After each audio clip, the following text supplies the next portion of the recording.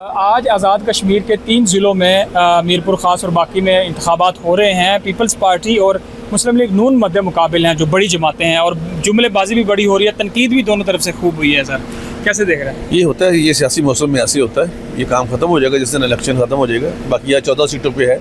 मैं सिर्फ एक बात कह सकता हूँ एज ए सेनेटर और गवर्नमेंट के कि इलेक्शन फेयर, फ्री और क्रेडिबल होंगे। इसमें किसी किस्म की कोई ऐसी बात नहीं होगी। कहा जा रहा है कुछ धांधली हुई है और कुछ वो छोटी मोटी हुई है बात। हमने मुस्लिम लीग ने पकड़े हैं बंदे जो बैलेट पेपर्स के हवाले से उन्होंने चेंज किए हैं। अगर वो हमने इलेक्शन कमीशन को एप्लीकेशन दी है कि उसके नताइज जो है उस हल्के के ना सुनाए जाए जब तक ये इंक्वायरी मुकम्मल नहीं हो जाती। तो पूरा अमन आप देख रहे हैं ये जो 3 मरहलों में होने वेरी पीसफुल क्रेडिबल होंगी। और हम दोनों पार्टीज का इस बात पे एग्रीमेंट है कि जो भी रिजल्ट्स होंगे हम एक्सेप्ट करेंगे। अगर जब हुकूमत बन जाती है उसके बाद आप समझते हैं कि जो नाराज़ लोग हैं या जो मुजाहिरीन हैं उनको मनाया जाएगा किसी किस्म के? मुजाहिरीन चूँकि उनका मसला और बन गया है, they are funded by India, तो वो काम गलत हुआ है ना कि आप इंडिया के कहने अभी किसी की पेरोल पे चले तो मुल्क की खातर या कश्मीर की खातर। हम पूरी दुनिया में कश्मीर की काज के लिए लोग मर रहे हैं या कर रहे हैं कि हम लोग कश्मीरी अपनी शहादतें दे रहे हैं। और कुछ लोग पैसे लेके जिसकी कल अदालत साहब ने एविडेंस भी दिखाई है, उसके बाद फिर मुमकिन नहीं रहता को डायलॉग करना जी। या तो अपनी उस माफ़ी मांगे स्टेट से, हमसे गलती है, इसको डिसऑन करें, उसके बाद को बात हो सकती है, अदरवाइज